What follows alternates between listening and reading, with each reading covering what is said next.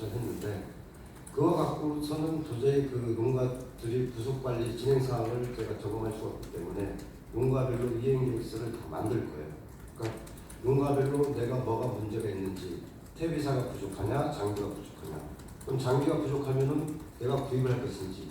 근데 대부분 장비가 고가라고 구입하기 좀 힘들어요. 그런데 제가 그 부분을 우리 지역에 보면은 농기임대사업소라든지 농기의은행, 그다음에 우리가 이번에 또 새로 만든 퇴비조정문조직, 그런 조직하고 농가별하고 그걸 좀 개별적으로 다 매칭을 해줄 거예요. 그래서 그런 부분들이 이제 장비 부분들을 이제 해소 나갈 부분들이고, 그다음에 퇴비사가 부족하다 그러면 퇴비사의 부족 부분에 대해서 그럼 신청을 해야 되느냐, 아니면은 퇴비사가 좀 부족하더라도 축사 내부의 교방 관리를 잘 하면은 퇴비사 부분을 좀 이제 해소할 수가 있어요. 그래서 교방 관리 농가들을 어떻게 좀 해줄 것인지, 그런 교방 관리 계획이라든지 그런 부분들에 대해서 저희가 이행 계획서를 만들어서 그걸 갖고서 하나씩 문제점을 보고 진단해 나갈 계획이에요. 근데 이 이행 계획서라는 게 농가 스스로 작성하기가 어렵습니다. 그래서 저희가 지역 축협, 지자체 해서 농가별로 이 이행 계획서 작성을 지원해 줄 계획이에요. 그러니까 농가 작성이 아니고 사실상은 지자체하고 지역 축협 담당자들이 농가를 방문해서 그 내용을 진단해서 그 이행계획서를 세부적으로 작성을 하고, 그 다음에 거기에 대해서 진행 사항들을 이제 지자체, 특히 우리 지역협의체가 구성되기 때문에 지역협의체에서 그런 부분들에 대해서 지원 방안을 같이 구축해 나갈 계획입니다. 그 궤도변 운영 행정 절차인데요. 저희가 4월 29일까지, 사실상 3월 25일부터 시행이지만 이 이행계획서 작성하려면 현장으로 나와야 되기 때문에 우리 한 4월 말까지는 이행계획서를 농가별로 전부 다 작성하려고 그래요. 그래서 축산부서에서 이걸 관리를 하고, 그 농가별로 이행계획서는 제가 대상 농가에 대해서는 전부 다 받으려고 합니다. 그래야만이 그 농가들이 추후에 어떻게 진행되는 있는 상황을 제가 관리할 수 있기 때문에 농가별로 이행계획서는 제가 필수로 다 받으려고 그러고요. 그 다음에 그 퇴비 부수도 기준 충돌에서 이제 주체별 역할인데요. 농가에서 이행계획서 작성하지만 이 작성은 우리 지역 축협 지자체가 이제 지원을 해줄 거고요.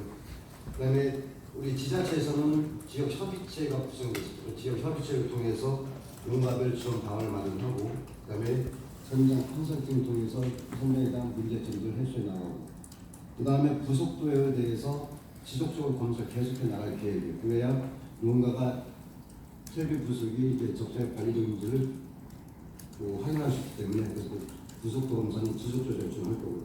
특히 농협, 그러니까 지난해 농업축산에서 지역축협 농협이 상당히 많은 도움을 줬습니다. 이번에도 사실상 그 현장의 다리는, 팔과 다리는 사실 농협이에요. 농협이 있어서 이 농가들에 대한 이런 상황을 관리할 수 있기 때문에 이번에도 저희가 지역 농축협을 통해서 이런 부분들에서 적극적으로 지원해 나갈 계획입니다.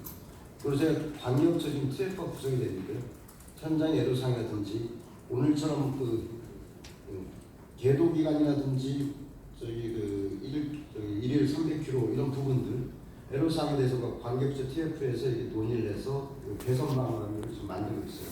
그래서 이 관계부처 TF는 계속적으로 같은 우리가 계도에 동안에는 현장 애로사항이 있으면 그 부분들에 대해서 안건을 올리고, 그다음에 논의를 통해서 지속적으로 해소해 나가는 그런 시스템을 운영될 계획입니다. 5페이지 그 현장 애로사항에 대한 제도 조항인데요. 이 우리 환경부에서 요 계도에 운영하고 일일 300km 미만 가축 퇴비 부수 검사 면제, 이거 말고도 추가로 제가 더 제도 개선을 했습니다. 설명 좀 드릴게요. 1번, 2번은 이제 생략하고요.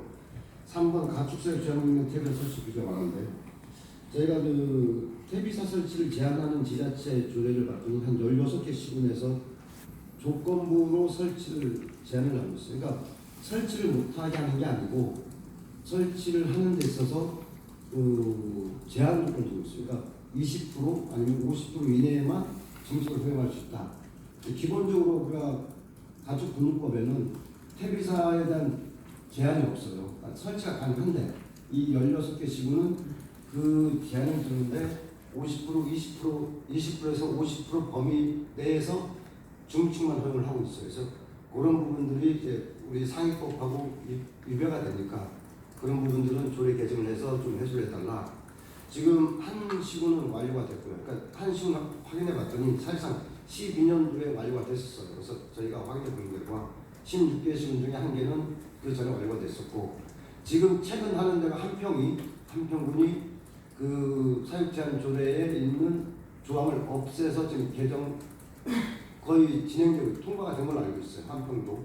그래서 지금 지자체에서 8개 지자체는 조례 개정을 지금 예정을 하고 있고 상반기 중에, 그 다음에 7개는 지금 검토를 하고 있고, 그리고 7개도 검토한 데가 대부분이 부산시 이제 그 영동구가 이런 번성 해운대고, 사실상 축사가 없는 곳들이에요. 그래서 그 지자체 조례 때문에 이게 큰 이게 장애물은 아닌 것 같고요.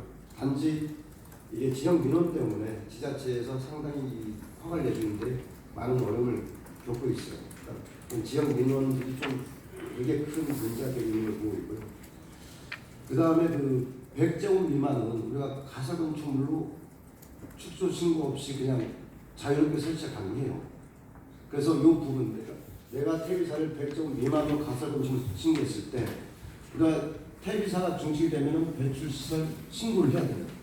그럼 신고를 하는데 100제곱 미만은 건축법상 허가를 받지 않기 때문에 증빙할 수 있는 서류가 없어요.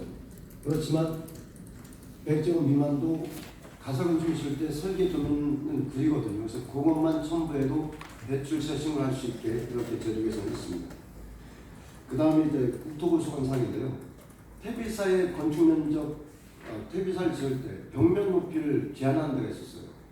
그러니까 우리가 옛날 노가 축사할 때 그 축사의 50cm 유출 방지턱 50cm 이상 되면은 그걸 안 해줬어요. 그러니까 그 기준을 적용해서 이거를 퇴비사로 지금 적용한 지역이 있었는데 그 부분도 벽면 높이에 제한이 없다고 국토부가 해석했고, 그래서 벽면 높이는 지붕하고만 연결되면은 벽면의 높이는 자유롭게 할 수 있게 이렇게 제도에서 했습니다.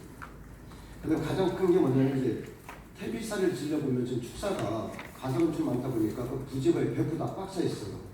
그럼 퇴비사를 사실 인근 부지라든지 아니면 땅 떨어진 데 지어야 되는데, 지금 농기법상 우리가 그 퇴비사는 축사의 부속시설로 그 축사가 연접된 부지에는 농지 전용 없이 그대로 설치가 가능해요. 그런데 그게 떨어진 이격 부지, 떨어진 부지에 지으려면은 선 상태에서는 이제 농지 전용 허가를 받아야 돼요. 근데 이 농지 전용 허가를 받을 때는 이게 우리 건축법상 이게 의제 처리가 되기 때문에 농지 전용 협의만 그 건축부사하고 농지과하고 서로 협의하면 되는데, 요거는 그냥 큰 문제는 없이 가능해요. 농지 전용 협의는. 그래서 요 축사가 떨어진 부분은 농지 전용을 통해서 퇴비사를 많이 지을 수 있도록 그렇게 제도 개선했습니다. 이게 왜 또 중요하냐면 우리가 그 마을형 공동 퇴비사를 지금 지원해주고 있는데, 마을형 공동 퇴비사도 요 농지 전용을 통해서 지을 수 있게, 그래서 저희가 이 퇴비사의 부분에 대해서 큰 부담 없이, 그리고 이 농지법상 농지보존 부담금이 100% 감면이 되기 때문에 사실상은 큰 부담 없이 할 수가 있어요. 근데 모든 문제들이 이 축사라는 게 사실 이 퇴비 부속도도 이게 시행됐던 이유가 사실 냄새, 그 다음에 지역 민원 쪽에 발전했거든요. 그래서 그 지역 민원을 어떻게 해소하느냐, 그래서 지자체에서 그 민원을 잘 관리하고 냄새도 좀 만나게 관리를 할 필요성이 있는 거예요. 자, 그 다음에 그